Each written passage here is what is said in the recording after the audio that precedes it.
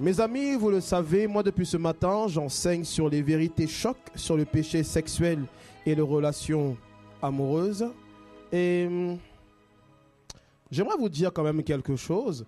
Je prie que durant mon enseignement, tu ne te fâches pas. Ah? De toute façon, in Tabaos qui interprète. Non, honnêtement, vous savez, il y a certains enseignements qui peuvent nous emmener à nous fâcher, non pas nous, mais notre chair. Vous savez qu'il y a des enseignements qui sont donnés et ce sont comme des attaques contre ta chair. En fait, il est vrai que la chair est crucifiée. Il est dit que ceux qui sont en Jésus-Christ ont crucifié la chair et ses passions. Cependant, vous le savez si bien, la chair peut envoyer ses passions et ses désirs, n'est-ce pas? Mais bien souvent, lorsque je suis en train comme cela d'enseigner, eh bien, nous venons parfois attaquer certains domaines en toi qui ne veulent pas se soumettre à la parole de Dieu. Ainsi, parfois, lorsque je veux enseigner la parole de Dieu, il est possible que pendant que j'enseigne, non, tu sois comme un peu énervé contre moi. Mais ce n'est pas seulement toi. Il y a quelque chose en toi qui doit changer. Amen. Et aujourd'hui, je vais seulement enseigner et c'est important pour vous de pouvoir écouter les enseignements. Je me suis rendu compte que beaucoup de chrétiens aiment l'atmosphère spirituelle d'une église, mais ils n'aiment pas la parole. Nous avons beaucoup de chrétiens qui aiment beaucoup l'atmosphère. Et en gros, vous aimez qu'on chante, qu'on crie, qu'on danse, qu'on saute. Mais lorsque ces genres de moments sont terminés et qu'on commence à enseigner, vous commencez à divaguer. Mes amis, parfois, nous donnons l'impression que Dieu est dans l'atmosphère, mais que Dieu n'est plus dans sa parole. Ainsi, c'est vrai, écoutez, moi j'aime tout ce qui est atmosphère, c'est vrai, on chante, on danse, je veux voir Dieu, aïe, aïe, aïe, etc. Ceci dit, après avoir chanté ces choses-là, après avoir dansé, il est très bon pour nous, d'avoir la même soif, le même désir, le même engouement pour la parole de Dieu. Frères, sœurs, un chrétien sérieux est un chrétien qui a faim de la parole de Dieu. Un chrétien sérieux est un chrétien qui est attentif à la parole de Dieu. Et non pas seulement au chant nouveau qu'on va recevoir pour chanter et danser. On aime chanter ici, on aime ça. Hein? On aime danser aussi. Pero, écoutez, vous devez aimer la sainte parole de Dieu. Moi, je mènerai toujours ce combat contre ces chrétiens qui aiment tout ce qu'on fait à l'église, sauf deux choses, la parole et l'offrande. Voyez, là, si tout de suite je commence à diriger un temps de louange très fort, ils vont s'avancer comme ça. Comme ça, bouger leur tête, leur pif, là, tout ça. Mais le plus important pour moi, c'est pas que vous dansiez beaucoup, non. C'est que vous m'écoutiez beaucoup pourquoi? Pour pratiquer et appliquer par la suite. Amen. Aimez la parole. Dis voisin, aime la parole. Et tu dois aussi aimer l'enseignement de la parole de Dieu. Et vraiment, j'ai une mission pour toi. Si ton voisin se met à dormir, dis-lui simplement, voisin, tu iras en enfer. Et tu verras que tu... Je t'assure, il ne dormira plus. Dis-le juste ça, voisin, tu iras en enfer. Il va dire Rakanta Brian de Bous. Ainsi. Non. Vous devez aimer l'enseignement. Et ce n'est pas parce qu'un enseignement est calme que Dieu n'est pas présent. Sortez des émotions spirituelles. Je vous assure que Élie a appris aussi à ses dépens que Dieu se révèle dans le calme et la douceur. Je peux enseigner calmement du début à la fin, mais c'est à ta foi de rester focus sur le message. Alléluia. Il y a un temps pour prêcher, pour galvaniser, mais il y a un temps pour enseigner. Je l'ai toujours dit, c'est l'enseignement qui donne les clés pour marcher selon le Dieu qu'on dit croire ou qu'on dit aimer. Sans enseignement, vous êtes totalement foutu. Ainsi, j'aime dire qu'un chrétien qui n'est pas enseigné est en danger, mais un chrétien qui n'est pas enseigné est un danger. Oui, donc comprenons ceci et laissez-moi vous enseigner en ce jour la sainte parole de Dieu. Nous parlons ce jour de vérité choc sur le péché sexuel et les relations amoureuses. Ceci dit, j'aimerais d'abord parler à ces personnes qui sont mariées dans la salle. Amen. Prenons un verset en 1 Corinthiens 7 au verset 5. 1 Corinthiens 7 au verset 5, il est dit, ne vous privez point l'un de l'autre, si ce n'est d'un commun accord pour un temps. Je sais lire moi aussi. Hein. Ouais. Hein. Vas-y, lisez, c'est bon. Ils vont dire, ah, notre ministère. Lisez là-bas. Oh, lis là. Ne vous privez pas. Et puis, il faut bien lire. Ne vous privez pas. Ne vous privez point l'un de l'autre, si ce n'est d'un commun accord. Attends. Là, il est prêt, là.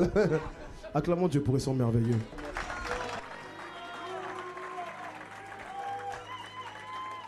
Vous me facilitez beaucoup la tâche. Ouais, quand vous êtes là, je sens l'onction sur ma vie. Allons-y. 1 Corinthiens 7,5. Vas-y, fils. Ne vous privez point l'un de l'autre, si ce n'est d'un commun accord pour un temps, afin de vaquer à la prière.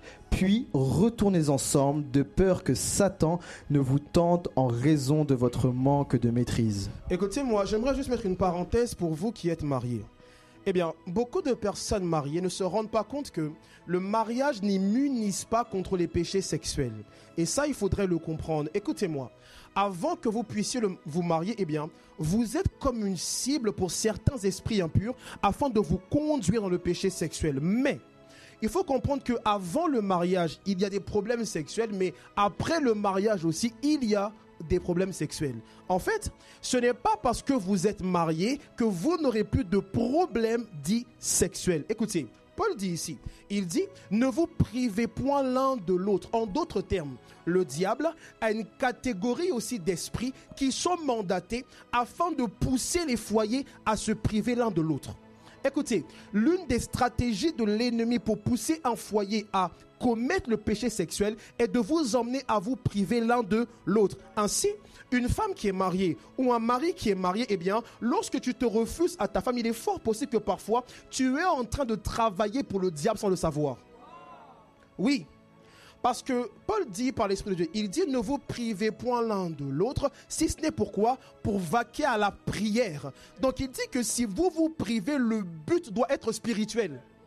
Voyez un petit peu, l'objectif doit être spirituel. Maintenant, la chair ou les esprits impurs ont la capacité d'influencer le cœur d'une personne afin de l'emmener à se priver de son mari. Ça veut dire que en vous emmenant à vous priver, ça peut créer un chaos d'ordre sexuel dans votre foyer. Écoutez, vous ne le savez peut-être pas, mais de nombreux foyers chrétiens vivent la catastrophe sexuelle.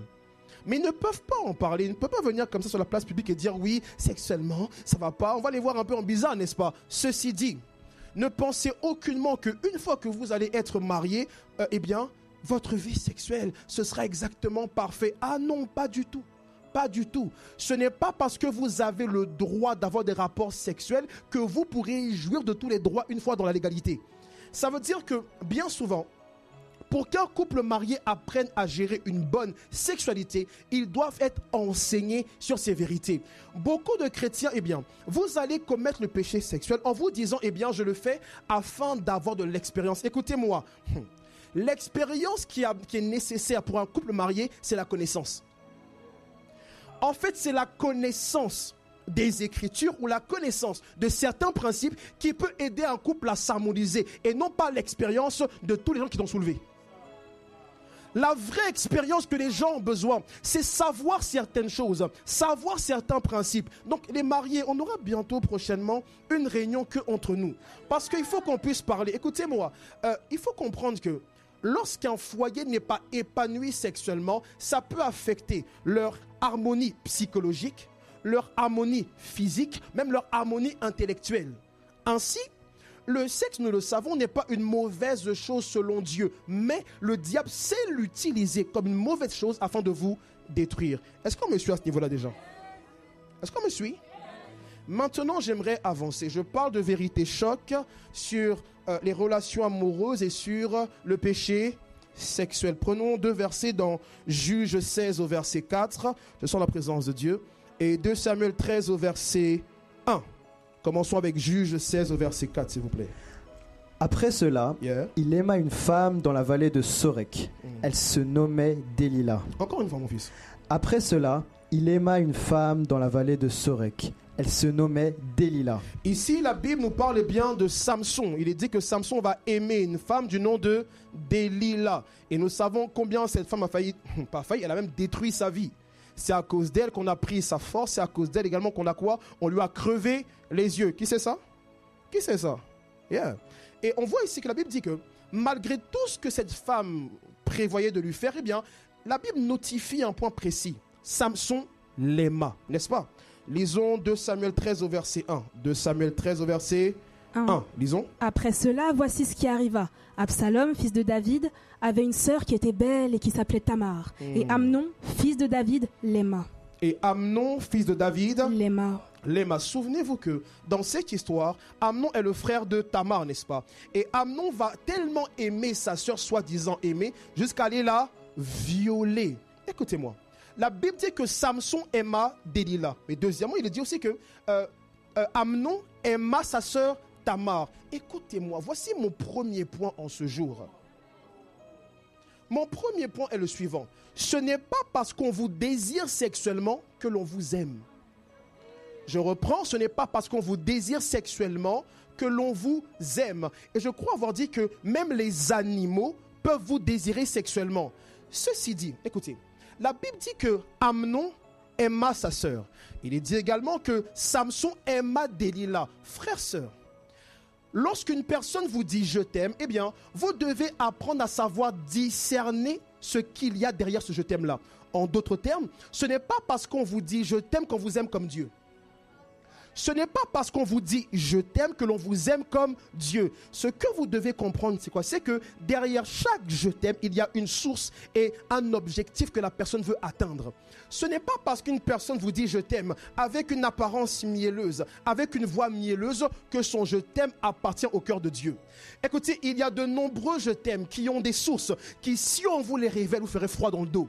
Mais aujourd'hui, la plupart, même beaucoup de chrétiens, j'observe cela, beaucoup de chrétiens, eh bien, tellement vous avez des blessures intérieures non réglées, eh bien, vous désirez être aimé. Écoutez-moi, l'objectif du chrétien n'est pas de désirer être aimé.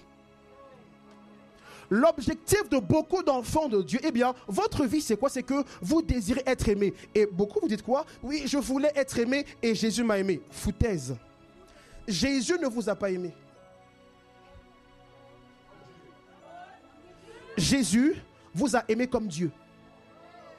Ça veut dire qu'il est possible de vous aimer, mais ce dont vous avez besoin, ce dont votre cœur a besoin, c'est être aimé à la définition de Dieu. Ainsi, beaucoup de gens vous ont aimé, mais il y avait encore un manque. Mais lorsque Dieu a commencé à nous aimer, vous allez voir que pour la première fois, le mot amour a pris une définition correcte dans notre vie et dans notre cœur. Et voilà ce qui se passe. Beaucoup d'enfants de Dieu, vous cherchez à être aimés. Ce n'est pas ce dont vous avez besoin. L'amour dont vous avez besoin est dans sa définition parfaite. Et la perfection de l'amour de Dieu, c'est Christ. Mais j'aimerais reprendre quelque chose. Écoutez-moi. Relisons encore le verset de 2 Samuel 13:1. Après cela, voici ce qui arriva. Absalom, fils de David, avait une sœur qui était belle et qui s'appelait Tamar. Yes. Et Amnon, fils de David, l'aima. Écoutez, ce n'est pas parce qu'on vous désire sexuellement que l'on vous aime selon Dieu. J'ai mis, c'est que avoir envie de vous n'est pas le signe du vrai amour. Lorsque la Bible dit que Amnon aimait sa sœur ou encore que Samson aimait Delilah, comprenez qu'il est question ici d'un type d'amour. En fait, une personne peut vous dire qu'elle vous aime, mais elle vous aime selon un type d'amour. Écoutez, vous n'avez pas besoin d'un type d'amour. Vous avez besoin du vrai amour. Écoutez, il me faut 5 sœurs rapidement qui viennent devant moi là. Et chacune des sœurs va lui dire je t'aime. Mais je voudrais que vous puissiez dire un je t'aime selon votre personnalité. Un je t'aime différent, ok? Mais un vrai je t'aime, d'accord? Allez-y, Christa. Non, ils doivent m'entendre aussi. Hein. Bon, tiens le micro, Je t'aime. Je t'aime. Je t'aime en chanson. Je t'aime. Je t'aime.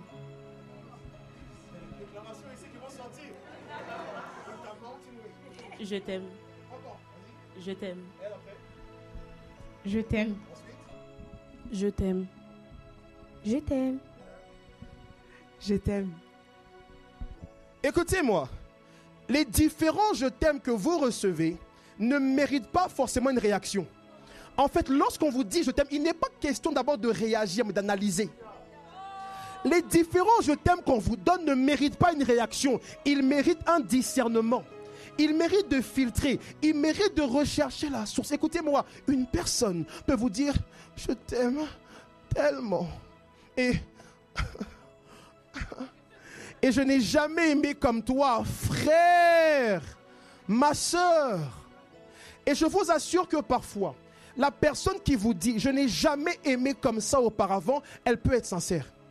Mais ce n'est pas parce qu'elle est sincère que sa sincérité va du cœur de Dieu.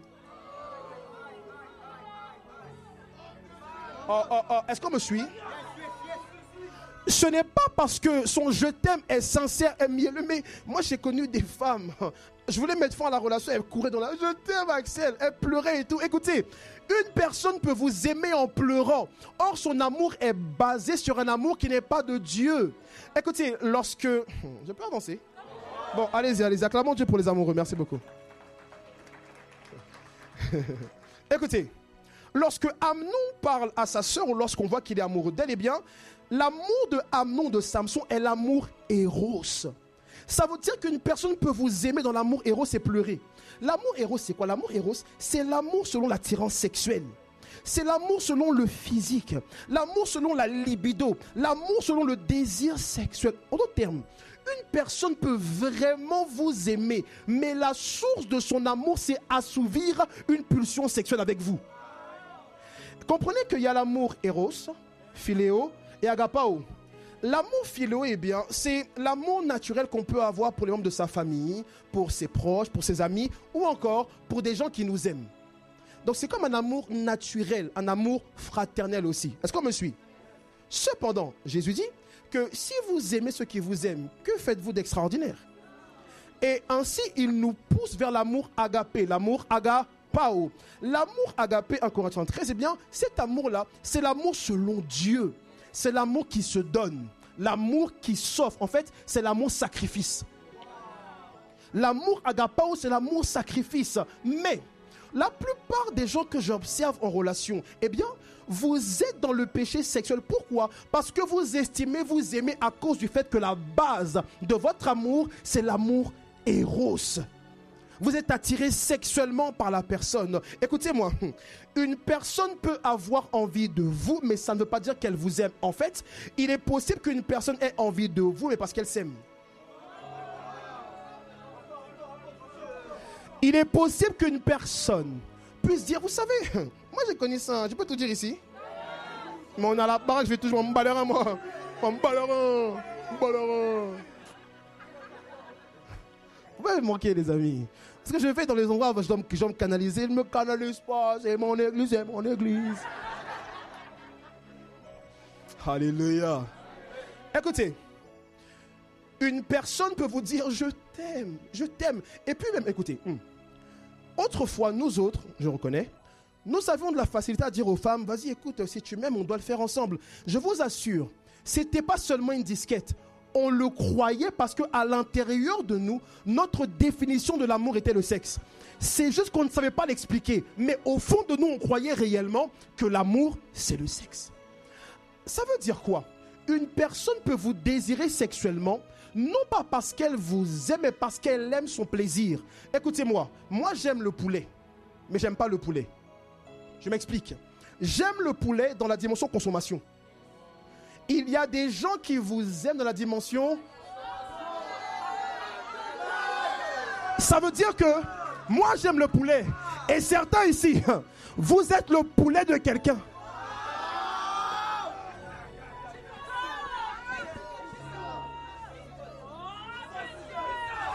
Certains, vous êtes le poulet de quelqu'un. Écoute, je n'aime pas le poulet par rapport à ce que je peux lui apporter, mais par rapport à ce qu'il me procure. Au plaisir qu'il me donne. Ça veut dire que certains vous ont dit, écoute, je t'aime, écoute Rigobert, je t'aime. Ouais, c'est un nom bizarre, mais je t'aime de tout mon cœur. Tu es là, mais je sens que tu m'aimes, je sais que tu m'aimes. C'est pas de l'amour, c'est de l'attirance. Parce que, écoutez-moi, Amnon aimait sa sœur jusqu'à se rendre malade. Il n'arrivait plus à manger.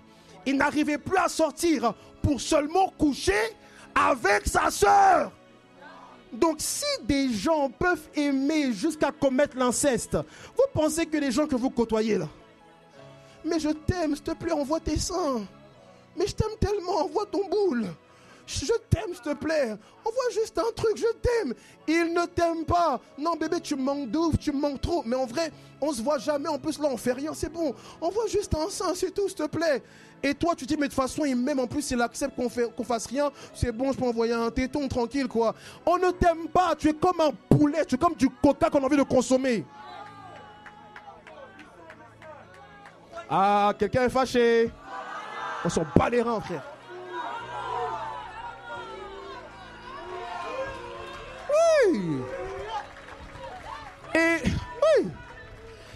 j'aurais aimé entendre ça plus tôt. Donc ça veut dire quoi? Ça veut dire que bien souvent, il y a des je t'aime que vous avez reçus lors de relations intimes. Ce n'est pas le vrai amour. Je sais que plusieurs personnes, après un rapport intime, tu commences à libérer. Écoutez, il y a des gens même, après des rapports intimes, ils ont commencé à dire les secrets familiales. Ma mère, elle est arrivée en France en bateau. Mon père, c'est pas ses... Mon père, c'est pas ses vrais papiers. Tu livres des secrets de famille à une personne pour un plaisir sexuel. L'amour éros aveugle. L'amour éros vous emmène à vivre comme une illusion. En fait, c'est comme si l'amour éros, lorsqu'on a une relation qui est seulement conduite par cela, eh bien, fait de vous emmène à vivre une vie comme pleine d'illusions. Et tu crois des choses qui ne sont pas la vérité. Parce que la perversion sexuelle vient tout travestir. Ton jugement, ta façon de voir. Et ça vient même amplifier les sens et non pas forcément les sentiments. Ça veut dire que des fois vous pensez que vous aimez alors que tout ce que vous ressentez est en lien avec un plaisir charnel. L'amour éros n'est pas l'amour que Dieu veut que nous puissions avoir uniquement en relation. Écoutez, de base, l'amour éros n'est pas mauvais en soi. Mais il a un cadre en fait. Il est bon pour l'attirance, pour reconnaître que telle ou telle m'attire. Cependant, il s'y épanouit dans le cadre du mariage. Mais certains, ce n'est pas parce qu'on vous désire, ce n'est pas parce qu'on a envie de vous qu'on vous aime. Frères, sœurs, une personne peut se rendre malade pour seulement passer une nuit avec vous. Une personne peut jurer sur ses ancêtres, sur sa mère, sa grand-mère paternelle, juste pour une nuit avec vous. Et parfois, Dieu ouvre mon esprit. Dieu me dit que pour certains, vous savez qu'on ne vous aime pas, mais vous acceptez ces choses-là afin d'avoir un temps de réconfort. Mais à quoi bon chercher un temps de réconfort quand par la suite tu détruis tant de choses en toi?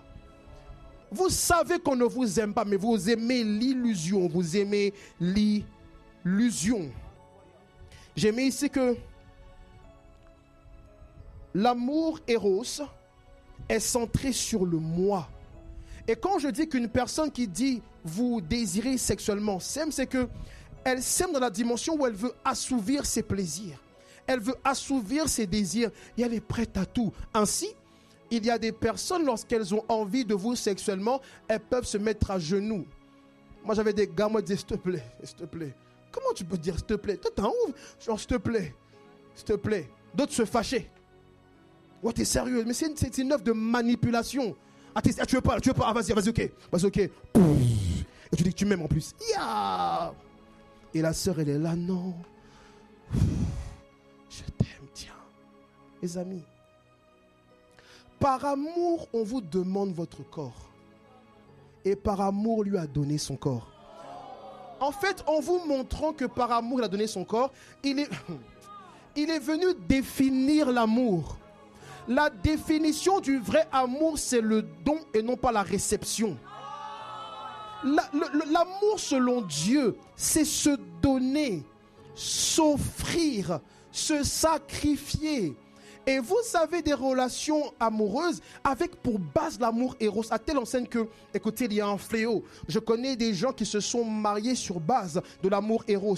En gros, cette raclée, elle est pas mal, elle est bien. Cette fille, elle est bien, j'aime ses formes, ses seins, lui, il est beau gosse et tout. Mais ils n'arrivent pas à passer du temps ensemble. Quand ils sont ensemble, la seule chose qu'ils font bien, c'est le sexe. Donc la seule chose que votre relation a à offrir, c'est la sexualité. Mais vous n'êtes pas différents des acteurs porno. Et vous êtes dans des relations où votre seule plus-value, moi j'ai des reins loqueto, donc toi en fait ta seule plus-value, c'est te donner sexuellement. Et on t'apprécie pour tout, sauf ton intellect. On t'apprécie pour tout, sauf ta sagesse. On t'apprécie pour tout, sauf ton jugement. Quand tu parles, Dieu, tais-toi. Mais quand c'est pour faire des bails, ok. Toi aussi, tu es un homme et tu es content qu'on te loue pour tes performances sexuelles. Un homme, ce n'est pas son sexe. Une femme, ce n'est pas ses attributs sexuels. Un homme et une femme, c'est leur cœur et l'esprit en eux. Vous êtes là et vous acceptez tant de choses qui viennent après malheureusement vous définir. Or, il vous a défini à la croix. Écoutez-moi, j'aimerais avancer. J'ai mis ici que quand votre relation est conduite par l'amour éros, c'est bien, le sexe devient pour votre relation comme un dieu. Certains, le sexe est devenu le dieu de la relation. Mais je vous assure que dans le mariage, vous n'irez pas loin. Dans le mariage, mes amis, on conduit le foyer avec des principes. On conduit le foyer avec un système de pensée. On ne conduit pas un foyer avec des fesses, mon frère. On ne conduit pas un foyer avec le physique. Je vous assure que dans un foyer, ce qui retient, c'est l'état de cœur. C'est la façon de réfléchir, la façon de penser. Je nuance, je ne dis pas d'aller épouser une personne qui ne vous plaît pas, ce n'est pas ce que je dis, mais comprenez que dans le foyer, viendra un moment où tu oublies le physique et tu retiens quoi? L'état de cœur. Mes amis, j'ai mis aussi que quand votre relation est conduite par l'amour héros, c'est bien, vous aurez l'impression qu'il y a un lien entre le plaisir charnel et l'amour. Or, ce n'est pas parce que vous avez beaucoup de plaisir que c'est une histoire vraie. Ce n'est pas parce qu'en gros, avec lui, c'était tellement différent, c'est tellement bien, il m'a pris comme ça. Un acteur de film pornographique peut te faire la même chose. Il peut te faire même pire. Le plaisir du péché sexuel ne veut pas dire que vous expérimentez le vrai amour. Ainsi, vous entrez parfois dans des relations et vous pensez aux anciennes relations. Avec lui, c'était différent. Sur quelle base ? Et vous estimez que la différence de relation, c'est la différence des ébats sexuels. Vous êtes perdu dans votre pensée. Revenez au Seigneur et changez de façon de réfléchir. Ainsi, nous avons des chrétiens. Vous êtes soi-disant ici avec nous, mais vous avez des systèmes de pensée mondains. Nous sommes là, on fait genre amen, amen, mais beaucoup ne croient pas en la sainteté. Beaucoup ne croient pas en la sanctification. Ils font genre ici, amen. Ils ne sont pas cordats, frère. Certains estiment que non, il faut de l'expérience avant d'entrer dans le mariage. Non, moi si j'ai un chrétien, les puissants, je vais faire du sale. Vous voyez comment vous pensez?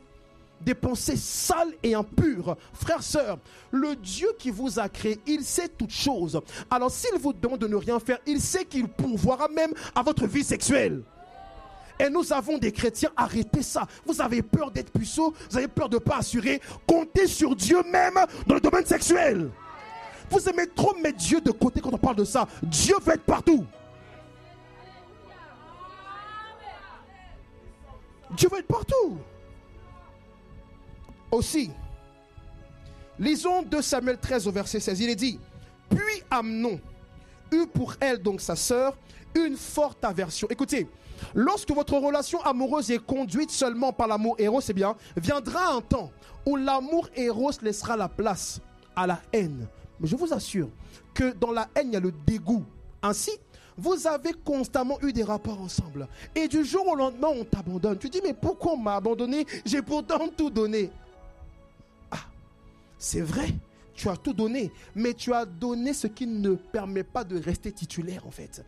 Tu as donné ce qui poussera toujours à être remplacé. La Bible dit, Amnon dit aimer sa sœur, n'est-ce pas? Et après l'avoir aimée, il couche avec elle. Mais la Bible dit ceci. Il va éprouver une forte aversion. En fait, lorsque vous finissez par assouvir les désirs charnels, soit vous allez être dégoûté ou rassasié. Écoutez, ça ne vous est jamais arrivé de manger votre plat préféré. Ton plat, bon dis-moi, c'est quoi ton plat préféré à toi? Demande à un voisin, c'est quoi ton plat préféré?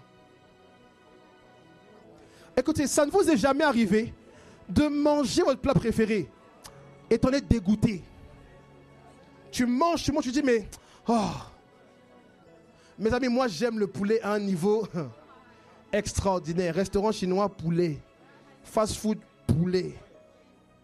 Mais il m'arrive des fois, je suis repu, dégoûté. C'est ainsi, comme tu es parfois le poulet de quelqu'un, après t'avoir consommé, on est dégoûté. C'est ainsi que pendant un temps, nous étions abonnés à KFC. Quand le goût a commencé à nous saouler, on est parti vers Chicken Spot.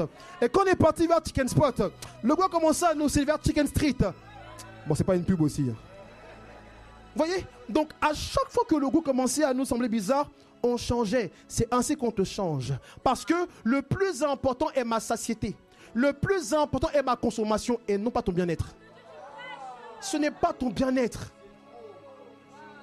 Et tôt ou tard, si vous ne mettez pas fin à ce cycle-là d'amour héros, où la relation est constamment conduite par le péché sexuel, viendra un temps où on te dira, t'as vu, c'était bien. Vas-y, salut, salam. Tôt ou tard, et tu diras, mais je comprends pas, on s'est vu nu, bah oui, On t'a trop vu nu, en fait. En fait, on t'a bad vu nu. Il n'y a plus rien à voir. Au pire, on doit te déchiqueter, voir tes boyaux, mais on est fatigué. Et je vous assure qu'à force de manger le même plat dans l'amour Eros, tu as l'impression qu'ailleurs c'est meilleur. Pourtant, beaucoup de fast-food sont dégueulasses. Et pourtant, des fois tu veux juste changer en fait. Écoutez-moi. Si vous ne sortez pas de l'amour Eros en relation, ou si vous ne bâtissez pas également avec le philo et l'agapao, on vous remplacera constamment. Constamment. Et pourquoi? Parce que les gens seront dégoûtés de vous.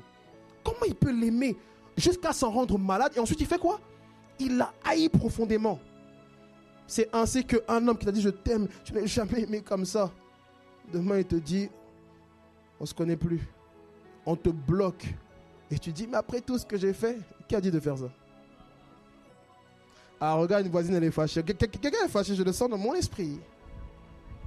Qui est fâché? Donc écoutez-moi. Premier point que j'ai eu à vous dire, ce n'est pas parce qu'on vous désire sexuellement que l'on vous aime et que l'on vous aime selon Dieu surtout. Deuxième point, j'aimerais avancer rapidement. Écoutez-moi. J'ai mis ici que, prenons un verset dans le livre de Galates 6 au verset 7. J'ai mis ici que vivre dans le péché sexuel vous prédisposera à l'adultère une fois marié. Vivre dans le péché sexuel vous prédisposera, voire vous préparera au péché sexuel, ou du moins à l'adultère une fois marié. Écoutez, la Bible dit, ne vous y trompez pas, ce qu'un homme aura semé, et le mois, vous devez accepter que votre vie est une terre. D'accord sur ça? Ma vie, votre vie est une terre. Maintenant, pour voir votre vie avancer, il est question de semer sur la terre de votre vie. Dieu ouvre mon esprit. Sur la terre de votre vie, il y a d'autres personnes qui peuvent semer. Donc, il y a des personnes qui sèment dans votre vie, mais je crois que le premier agriculteur de sa vie, c'est vous-même. Donc, si votre terre est une vie, faites attention aux différentes graines que vous utilisez pour bâtir votre vie. Il y a beaucoup de personnes, écoutez-moi, vous vous étonnez de la vie que vous menez alors que c'est vous qui avez semé.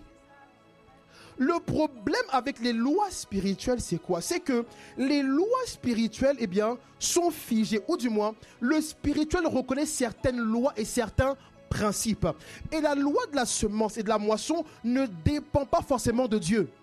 Ainsi, il y a des païens qui utilisent la loi de la semence et de la moisson sans avoir Dieu. Ils n'ont pas Dieu, mais je vous assure que les puissants de ce monde soutiennent les veuves et les orphelins. Ils n'ont pas Dieu. Ils ne prient pas Dieu. Mais ils savent que soutenir la veuve, l'orphelin, l'indigent est une porte de prospérité. Je vous assure que même s'ils n'ont pas Dieu, ils ont le principe de Dieu. Vous pouvez bénéficier de Dieu en utilisant ces principes. Cependant, en fait, tu peux vivre les principes de Dieu sur la terre, mais ce n'est pas parce que tu vis ces principes que tu es sauvé. Mais souvent, nous avons des gens sauvés qui vivent sans principe divin.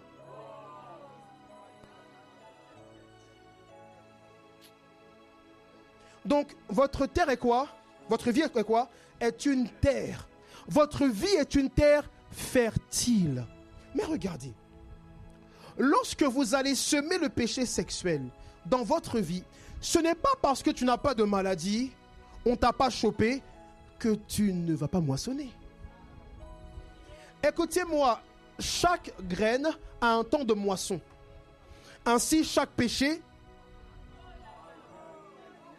je vous assure que si ce n'est pas la grâce de Dieu qui nous évite de moissonner certaines conséquences, je ne sais pas comment est-ce qu'on allait faire.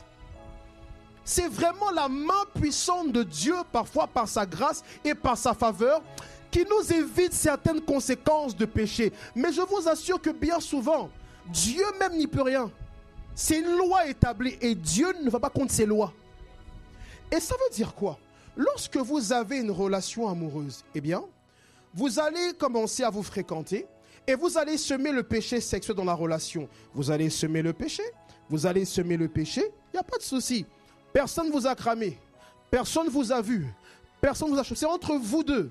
Ce n'est pas grave. Vous allez vous fiancer. Continuez à pécher sexuellement. Ok. Vous allez vous marier. Personne n'a vu, on vous a béni. Gloire à Dieu. Quand vous allez vous marier, imaginez que dans la relation, l'homme devient adultère. La femme va péter un plomb. Mais comment ça se fait? Pourquoi tu fais ça? Etc. Mais t'es vraiment un sale idiot. Nanana. Bref, vous connaissez les femmes. Va commencer à crier sur lui. Oh, c'est bon, c'est bon. Mais voici. Elle est en train de se plaindre pour quelque chose qu'ils ont semé ensemble. Ça veut dire que l'adultère que certains mariages vivent dans leur foyer est une moisson d'impudicité semée avant de se marier. Et ça veut dire que lorsqu'elle va commencer à se dire, mais pourquoi tu fais ça? Mais si le spirituel pouvait parler, vous allez dire, madame, autrefois vous aviez accepté que le sexe serait une solution pour vous. Maintenant que vous êtes mariés, ce même principe-là parle dans votre vie. Demande au voisin s'il comprend ce qu'on dit là. S'il dort, tu sais quoi lui dire. Dis-lui, s'il dort, tu iras. Moi, j'ai pas dit ça. Ainsi, regardez, j'avais déjà enseigné sur Ananias et Saphira. Je suis convaincu que dans Acte 5, il est dit qu'ils ont vendu une terre, ils ont gardé un peu d'argent pour eux. Je suis sûr qu'ils ne sont pas devenus voleurs. Ils l'étaient au préalable. La Bible dit que Judas était voleur. Judas n'est pas devenu voleur aux côtés de Jésus. La Bible est claire. La Bible dit que Judas était voleur. C'était sa nature. Donc pour lui, voler Jésus, c'est naturel. C'était naturel. Et donc pour Ananias et Saphira, je suis convaincu qu'avant de voler l'église de Dieu, ils devaient déjà voler régulièrement seuls. Et maintenant, ils devaient collecter les fonds pour faire du bien à l'église de Dieu. Eh bien, ils ont commencé à voler. Et on voit que, assurément, la semence de ce qu'ils étaient a germé dans leur mariage. Et la femme, eh bien, de Ananias, elle le suit. Il dit, attends, viens chérie, là on a de l'argent, on va se faire des billets, on va mentir aux apôtres. Et elle est contente. C'est ainsi que lorsque beaucoup, hommes comme femmes, vous acceptez de pécher sexuellement avec l'être aimé, vous êtes le premier destructeur du futur foyer. L'un des signes que vous ne croyez pas en votre futur foyer, c'est la sanctification. Non, vous ne croyez pas. Arrêtez vos bêtises, vous ne croyez pas. C'est des foutaises, vous ne croyez pas. Vous ne croyez pas. Vous ne croyez pas. Et des fois, tellement... Je peux parler? Tellement vous n'y croyez pas, vous voulez accélérer le mariage. Vous ne croyez pas. La foi en son futur se manifeste aussi par la sainteté. En fait, la foi en mon futur se manifeste par le fait de me garder.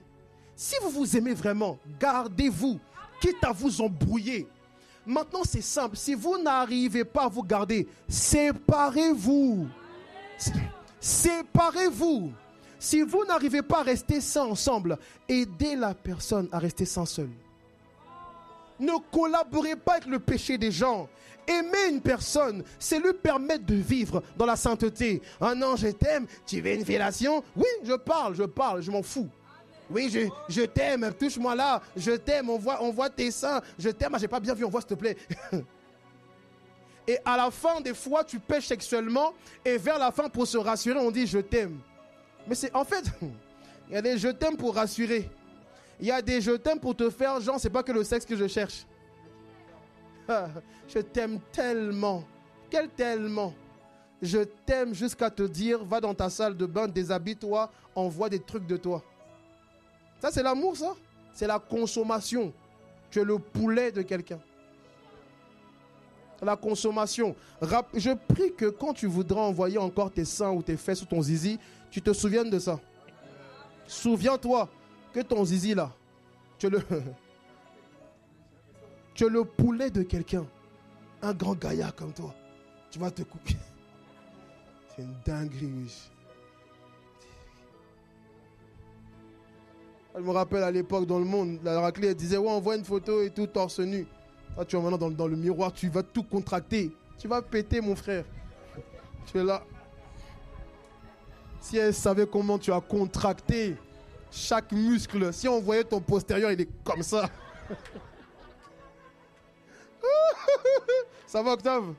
Arrête de faire ça, fils. La vérité, c'est peut-être une parole de connaissance. Hein. Ouais, on joue là. Moi, je sais comment les jeux opèrent, je l'ai fait. T'es prêt à tout pour un nude. Tu mens comme tu mens. Non, j'enverrai personne. Quoi? Oh. Un nombre de gens qui ont vu ta cuisse. Oh. Bon, maintenant les gens se gèrent sur Snap. Et maintenant, tu envoies sur Snap, il y a un deuxième téléphone qui... Non, c'est entre nous. Il y a des gens qui peuvent même jurer au nom de Dieu que ça ne tournera pas. Continue à faire confiance aux gens. Un jour maintenant, tu viens me voir, pote, ils ont mis mon zizi sur Insta et tout. Ah, mon frère, t'as dit ou pas? Mais que Dieu restaure son peuple. J'ai dit que Dieu restaure son peuple. Je parle de cela avec beaucoup de dureté, mais aussi beaucoup d'équilibre et d'humour. Non pas pour condamner, d'accord, mais pour révéler les choses cachées. J'aurais vraiment aimé savoir ces choses beaucoup plus tôt, moi aussi. Ça m'aurait gardé de beaucoup de choses. Et j'encourage vraiment les chrétiens qui n'ont jamais de rapport sexuel à ne pas avoir honte. Je vous assure que nous autres qui avons beaucoup pratiqué avant, on regrette. On regrette véritablement. Et vous qui n'êtes peut-être plus vierge ou puceau, n'ayez pas un jugement sur vous. N'ayez pas un jugement, le Seigneur restaure par sa grâce. Alléluia. Acclamons Dieu, s'il vous plaît. Amen. Écoutez-moi, j'aimerais donner un dernier point qui est pour moi l'un des plus essentiels. Qui est béni par le message? Qui est vraiment béni par le message? Sûr? Sûr? Prenons un verset dans 1 Samuel 18 au verset 1. Je sens dans mon esprit une personne, tu es là et tu culpabilises beaucoup à cause de plusieurs photos à caractère pornographique que tu avais envoyées à des personnes. Dieu dit, sois calme, je te pardonne. Il dit, j'ouvre la bouche à mon serviteur afin que tu puisses voir ô combien je t'aime plus que toutes ces choses. Il dit, moi je sais et je te connais, je sais que tu pouvais agir comme ça et je sais ce que tu as fait, mais je ne suis pas celui qui rejette. C'est celui qui aime avant tout. Ne demeure pas dans la culpabilité, mais repens-toi et renonce à ses œuvres. Renonce à ses œuvres. 1 Samuel combien? 18 versets. Lis ma fille s'il te plaît. David avait achevé de parler à Saül et dès lors... On a le verset? 18 Vous verset l'avez? 1. Allons-y encore. David avait achevé de parler à Saül. Et dès lors, l'âme de Jonathan fut attachée à l'âme de David. Et Jonathan l'aima comme son âme. Jonathan l'aima comme son âme. Il y a aussi ce verset qui dit que l'homme quittera son père et sa mère. Et quoi? S'attachera à ça. C'est un peu le même contexte ici. On voit que donc l'âme de l'homme va s'attacher à sa femme, n'est-ce pas? Dans le cadre du mariage, bien sûr. Et on voit ici que l'âme de David s'est attachée à l'âme de qui? De Jonathan. Et la Bible est précise. Elle dit que Jonathan l'aima comme sa propre âme. Est-ce qu'on me suit? J'aimerais parler dans ce deuxième point du fait que beaucoup, vous n'arrivez pas à vous reconstruire après du moins une relation, le péché sexuel a été commis à cause du fait que vous ne prenez pas le temps de briser les liens d'âme. Vous ne prenez pas le temps de briser ce qu'on appelle les liens d'âme. Est-ce qu'on me suit? Cependant, les liens d'âme, ce n'est pas exactement ce que vous pensez. Quand je regarde un peu les réseaux sociaux, il y a beaucoup de fausses doctrines sur les liens d'âme. En voici une. Certains vont dire qu'un lien d'âme est contracté lorsque tu as une relation amoureuse ou surtout un rapport sexuel avec une personne. Et après cela, vos âmes sont comme liées. Et ils vont dire, voilà, après le rapport sexuel avec cette personne-là, on n'arrive plus à s'oublier. Même lorsqu'on refait notre vie, même lorsqu'on rencontre une autre personne, même lorsqu'on change de pays, même des années après, on n'arrive pas à s'oublier. Et nous avons maintenant un lien d'âme. Mes amis, c'est une fausse doctrine. Cette doctrine-là n'a aucune base scripturaire. Elle n'a aucune base biblique. Mais quand je regarde les vidéos des gens sur les réseaux, mais il y a tellement de likes. Et quand je vois les commentaires, amen, c'est si profond, ça fait 10 ans que je n'arrive pas à oublier Rigobert. Et franchement, ça me fait mal au cœur, mes amis. Écoutez-moi. Lorsqu'on parle de lien d'âme, ce n'est pas seulement dans la dimension rapport sexuel. Ici, dans le cadre de David et Jonathan, c'est un lien d'âme aussi. Lorsque nous parlons de lien d'âme, bien souvent, on parle souvent de choses péjoratives. Un lien d'âme peut être amélioratif. Est-ce qu'on me comprend? La plupart des gens vont dire que lorsque nous avons un lien d'âme, il est question d'un rapport sexuel qu'on a eu et depuis nos âmes sont attachées. Et même quand j'essaie de refaire ma vie, je n'arrive pas car je pense encore à lui ou à elle. Mais ici, Jonathan et David avaient un lien d'âme, mais ce n'était pas un mauvais lien d'âme. Écoutez, un lien d'âme ne vient pas seulement sur base de rapports sexuels. Écoutez-moi attentivement. Je me suis rendu compte que lorsqu'on parle de lien d'âme, c'est quoi? C'est un événement, une situation avec une personne qui a marqué votre âme à un moment donné. Et le fait que cela a marqué votre âme, eh bien, ça a laissé des traces dans votre âme. Et c'est le souvenir de cet événement-là qui subsiste encore en vous. En fait, cet événement avec la personne a laissé une marque. Et ça laisse non pas seulement la marque du jour où vraiment vous avez été marqué, mais ça laisse le souvenir de la personne. Exemple.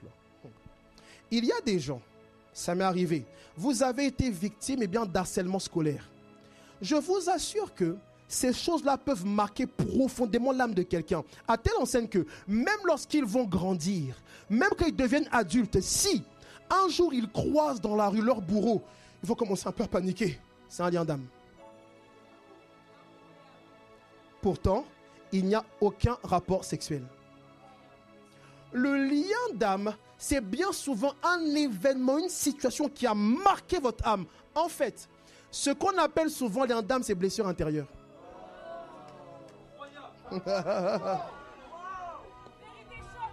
Ce que nous appelons lien d'âme, c'est bien souvent blessure intérieure. Ainsi, certains, vos parents ont été durs avec vous. Ils ont été méchants avec vous. Et quand vous grandissez, vous n'arrivez pas à vous déployer parce que constamment le souvenir de vos parents qui vous ont insulté, qui vous ont manqué de respect. Écoutez, certaines femmes, vous avez un lien d'âme à cause de l'absence de papa. Ça veut dire que papa est parti, ça a laissé une blessure dans l'âme et la plupart de vos comportements sont liés à l'absence de ce père qui a blessé votre cœur. Et ça veut dire que même dans ta vie de jeune femme ou de femme adulte, eh bien, tu te comportes sur base de cet événement qui a touché ton âme. Est-ce qu'on me comprend?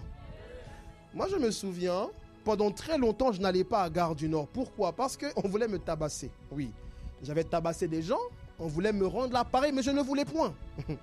Et donc, pendant 2 ou 3 ans, je n'allais plus à Gare du Nord de peur que ces gens-là me frappent. Écoutez-moi, quand je suis arrivé en Christ, l'histoire est terminée. Amen.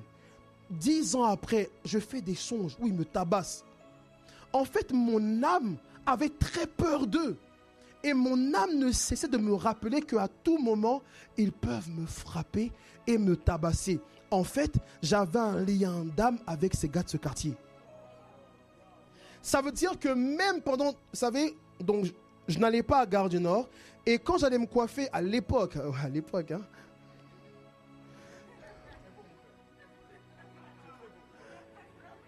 quand j'allais me coiffer à Château d'Eau, je ne descendais plus à Château d'Eau parce que quand on sortait, eux, ils avaient un coiffeur juste là. Un jour, écoutez-moi, des années après, un jour, j'arrive à Château d'Eau, je sors comme ça. Ils sont tous là. Je vous dis, j'ai failli faire pipi sur moi. Pourtant, ça fait des années, on ne s'est pas vu. Mais mon cœur ne les a jamais oubliés. Mais avons-nous eu un rapport sexuel? Mais il y a un lien avec eux à cause d'un événement, d'une situation qui a marqué mon âme. Mais je tiens aussi à dire qu'un lien d'âme n'est pas seulement péjoratif. Jonathan a eu un lien d'âme avec David. Ils se sont attachés, même dans la filiation spirituelle, entre un père et un fils ou un père et une fille spirituelle. Il peut avoir comme un lien d'âme fort parce qu'on prend la décision d'attacher nos âmes et de marcher ensemble. Parce qu'une personne peut marquer votre âme de la bonne manière ou de la mauvaise manière.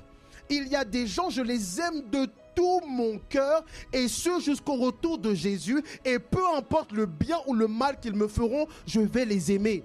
Il y a des fils qui ne sont plus avec moi, mais je les aime encore aujourd'hui. Ça, c'est un lien d'âme. Alors, que faire justement lorsque je n'arrive pas à oublier le souvenir d'une personne qui a marqué mon cœur de la mauvaise manière, surtout en termes de relations amoureuses? Amen.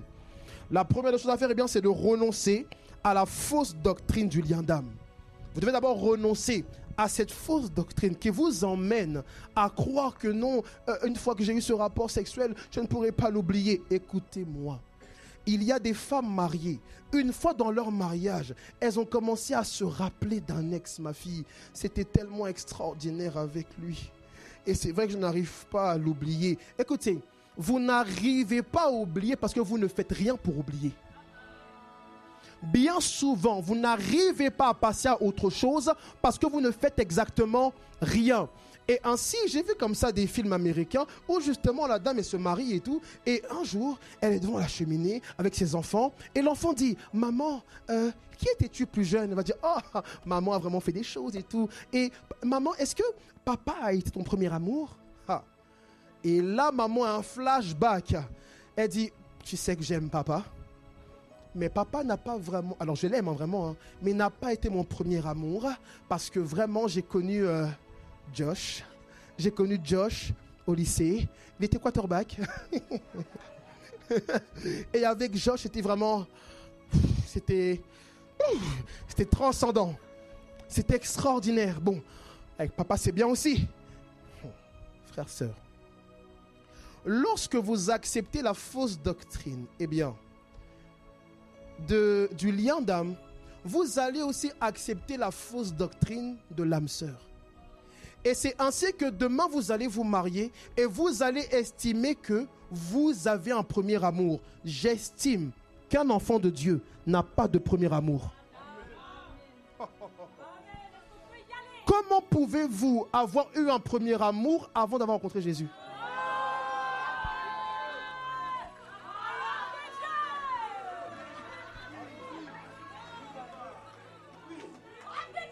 Et parfois, mon fils... Parfois, tu parles avec des gens, mon premier amour, et souvent, les gens vont lier leur premier amour à la première personne à qui ils ont donné leur corps. Mais si, selon vous, le premier amour, c'est le don du corps, qu'est-ce que Jésus a fait?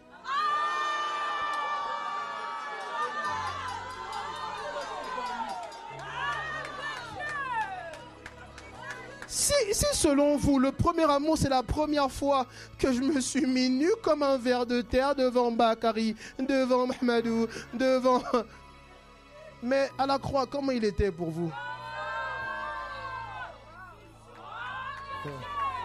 Ok, on se pose une question. Est-ce qu'il a donné son corps ou pas? Oui. Il a été nu pour nous à la croix. On a consommé son corps, utilisé son corps, percer son côté, déchirer sa barbe, insulter, flageller. On a craché à son visage. On lui a mis des soufflets comme des claques ici et là. Et tu oses me dire que toi, ton premier amour, c'est lorsqu'à 15 ans, tu as perdu ta virginité? Je n'ai pas de premier amour. Mon premier amour, c'est Jésus qui m'a aimé. Et quand Jésus m'a aimé, Jésus m'enseigne que le véritable amour, c'est la décision. Donc, si Jésus a décidé de m'aimer, c'est moi qui décide qui est mon premier amour. Le premier amour, ce n'est pas la personne que j'aime malgré moi. Le premier amour, c'est la personne que je décide d'aimer en m'appuyant sur Christ.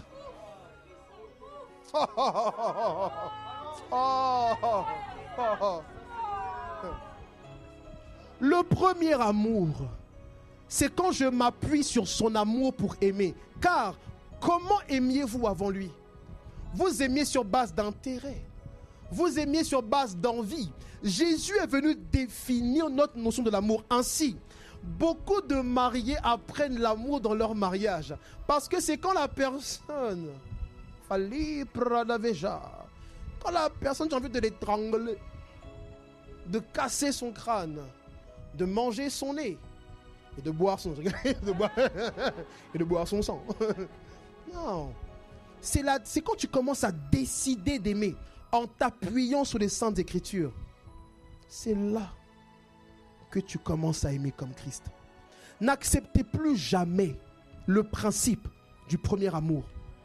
N'acceptez plus jamais que votre cœur vous rappelle que vous avez... Moi, j'en ai pas.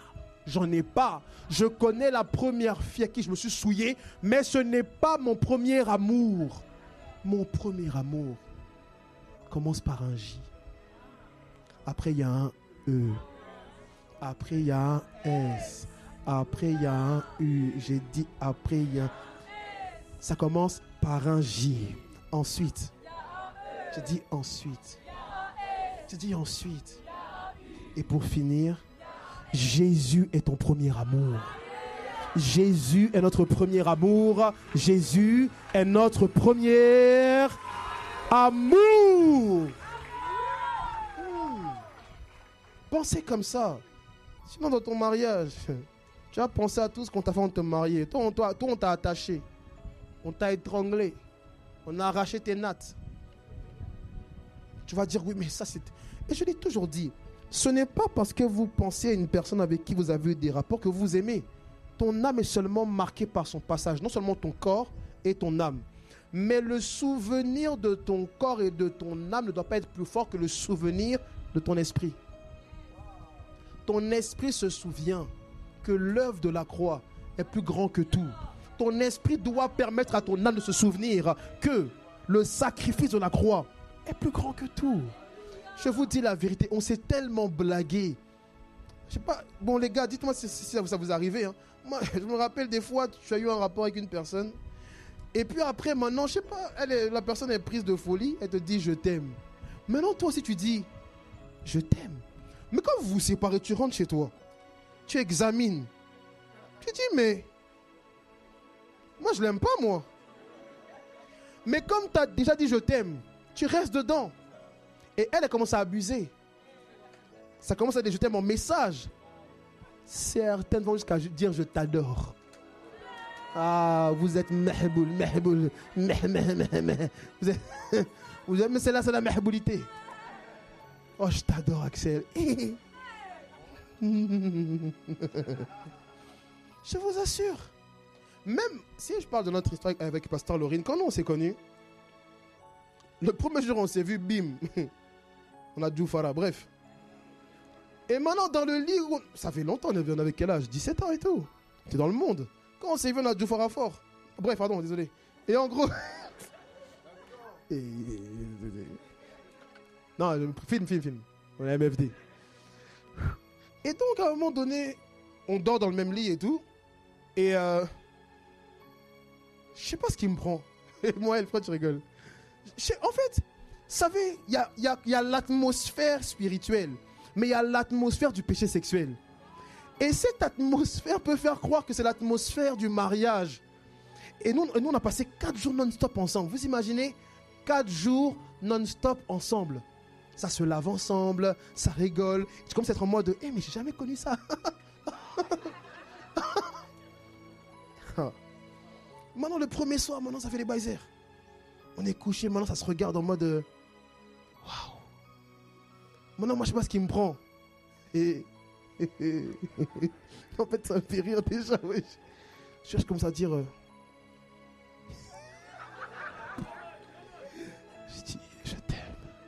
Maintenant, elle aussi, elle a fait. Oh, bah, je vais trop te le dire, je t'aime aussi. Quand je prends du recul, moi, je t'aimais pas. Non, je t'aimais pas. Mais c'est le mood, l'atmosphère. Imagine les je t'aime que le péché sexuel t'a poussé à dire. Maintenant, comment les reprendre? Parce que un je t'aime est comme aussi une graine qui est semée. Maintenant, demain, tu entends, oui, tu voulais que mon corps? Oui, mais je vais te dire non. C'est comme ça. Arrêtez de vous faire avoir. Un je t'aime est une arme qu'on utilise Bref, pour finir, comment faire pour effacer de son cœur effectivement une personne qui a laissé comme une trace sur notre âme? Premièrement, il faut renoncer aux principes, donc aux fausses doctrines liées aux liens d'âme. Deuxièmement, il faut, je crois, mes amis, prendre la décision de renoncer à tout ce qui vous rappelle la personne. Ça veut dire que certains, vous mettez fin à une relation, vous gardez les montres. Vous gardez, ah non, elle m'a offert FIFA, jette. Jette. En fait, écoutez-moi, ce que vous faites pour passer à autre chose révèle vraiment votre désir de restauration. Toi, tu as été en relation et tu gardes les boucles d'oreilles. Non, mais c'est Dior. Dior quoi? C'est Dior, mais c'est lui aussi. Écoutez, il y a des objets qui rappellent des personnes, des odeurs qui rappellent des personnes et des lieux qui rappellent des personnes. Vous devez être audacieux et prendre la décision, eh bien, de vous séparer de ces choses qui rappellent la personne. Séparez-vous-en. Toi, tu vas le stalker sur Instagram. Maintenant, quand son compte est en privé, tu crées un compte fake. Toi, tu as des comptes fake pour alimenter ton âme. Comment vous faites constamment pour... Écoutez, ça arrive à tout le monde. Tu as toujours une petite période bizarre. Une période bizarre où tu veux voir ce que tes ex sont devenus. Mais ça sert à quoi en fait? Bon, ça arrive à qui? Dites la vérité. Non, levez-la. Vous êtes plus que ça. Ça arrive à qui? Moi, ça m'est arrivé. En gros, tu vas aller voir ce qu'ils sont devenus en mode est-ce qu'ils ont glow up. Bon, imagine ils ont glow up. Non, ça fait quoi? Parce que tu vas aller voir comme ça, te rappeler, ouais, j'ai fait un taf là. j'ai fait un boulot. Mes amis, séparez-vous. Certains vont jusqu'à garder des mouchoirs, du moins pas mouchoirs, mais des vêtements. Pour faire quoi? Tu deviens bizarre. Je connais aussi des personnes, c'est encore pire ça. La relation est finie, mais vous restez en contact avec les membres de la famille. Comment avancer dans la vie quand vous avez comme un fardeau du passé qui vous bloque? Non, mais de toute façon, je ne parle plus avec lui, mais tu parles avec sa mère. C'est pas sa mère, c'est pas ses frères et sœurs. Sors de là! Bien souvent, vous ne sortez pas parce que vous avez espoir. Vous avez espoir. Je vous dis la vérité, mes amis. Jetez les objets souvenirs sur les réseaux, bloquez la personne. Soyez rapide, tout le monde, non, pas bloquer, bloquez sur tous les comptes. Allez jusqu'à plus loin, changez de numéro de téléphone. Faites-le. Des fois, n'osez pas vous faire confiance. Bloquez. Ne vous faites pas confiance en mode non mais de toute façon je peux me gérer. On ne peut pas se gérer, frère. Surtout quand les corps se sont connus. Il y a toujours un moment bizarre. C'est souvent le soir. C'est vrai ou c'est faux? Ceux qui dorment tard, souvent le soir. Bis maintenant quand tu vois les messages, tu peux supprimer. Mais on sait que tu as supprimé. Bloquez les personnes. Bloquez les numéros. Supprimez aussi, Dieu m'a dit, supprimez les conversations. Certains, vous n'avez plus aucun lien, aucun rapport, mais vous gardez, vous savez, les conversations en mode comme si c'est une chronique. Ouais, tu regardes. Et tu avais dit, je ne sais pas si un jour, je trouverai quelqu'un comme toi. Voyez-moi ça. Il était si mignon, mais comment il a fait pour devenir un démon comme ça?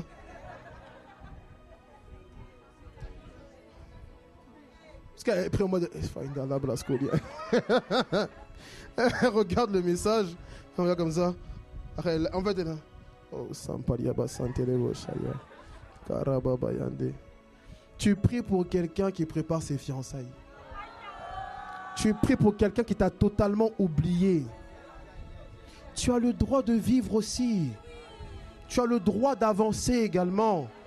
Mais vous n'avancez pas parce que vous ne vous séparez pas réellement. Une dernière chose qui peut, plus ou moins, pas une dernière chose, mais qui peut aider aussi à oublier cette personne, c'est lui pardonner le mal qu'elle t'a fait. Certains, vous ne réussirez pas à passer à autre chose parce que vous estimez que le mal qui a été fait est trop grand. Pourquoi il m'a fait ça? Pourquoi il ou elle m'a séduit et ensuite la personne est partie? Pourquoi il a agi comme ça? Pourquoi il m'a présenté à ses parents et après il a fait ça? Pourquoi il a... Non, mes amis, N'essayez pas de comprendre pourquoi ils ont fait ça. Il y a des gens qui ne savent même pas pourquoi ils l'ont fait. Certaines personnes sont influencées par des esprits qui les dépassent, par des motivations qui les dépassent, mes amis, mes frères et mes sœurs. Alors, n'essayez pas de comprendre. Passez à autre chose. Libérez-les de votre cœur et vous allez voir Dieu vous restaurer à un très haut niveau.